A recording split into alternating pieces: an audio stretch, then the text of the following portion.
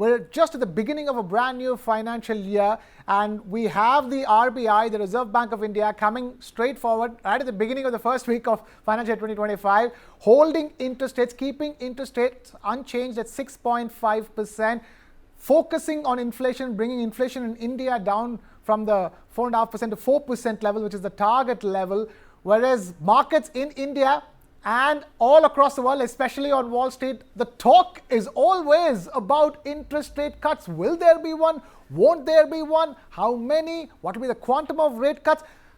Talk to us. How do you view the point of time in which we are operating in right now?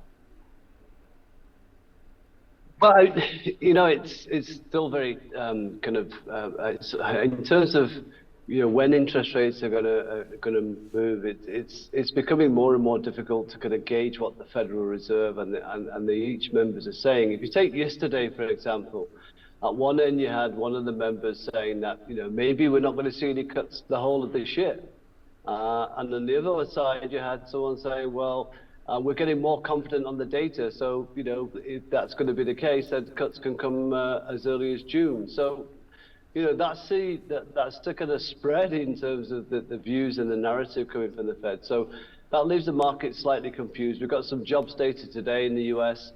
Maybe that will help.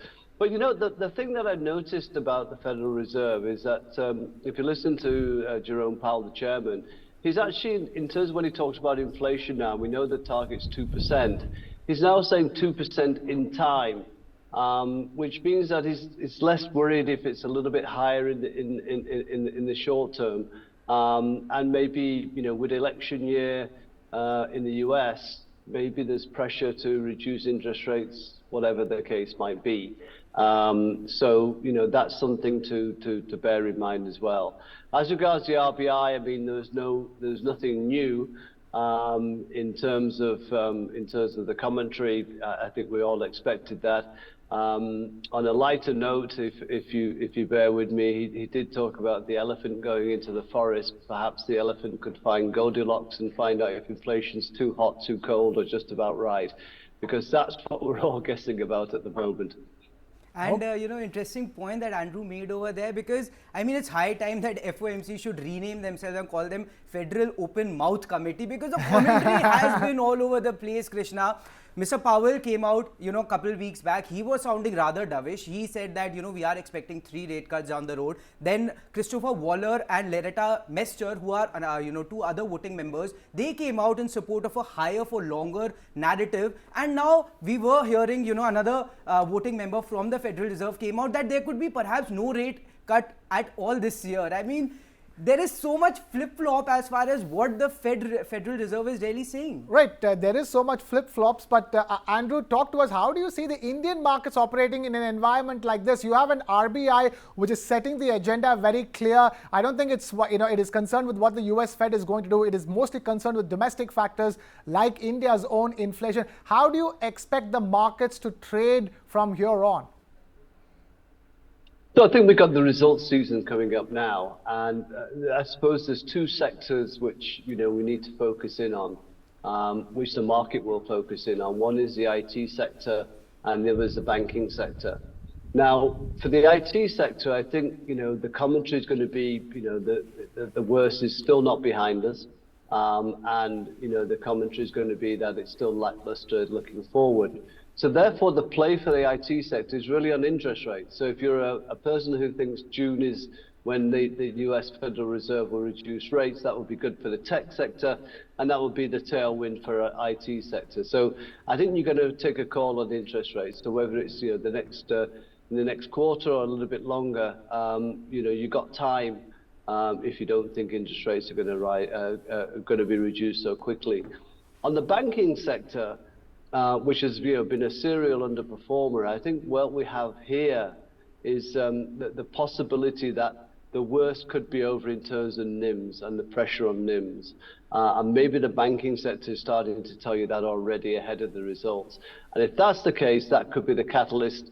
And I listened to your commentary before in terms of putting the index above that 22,500 for quite significantly, and help the kind of I'm not saying it's a pre-market rally, a pre-election rally, but help that kind of market move towards the election in June.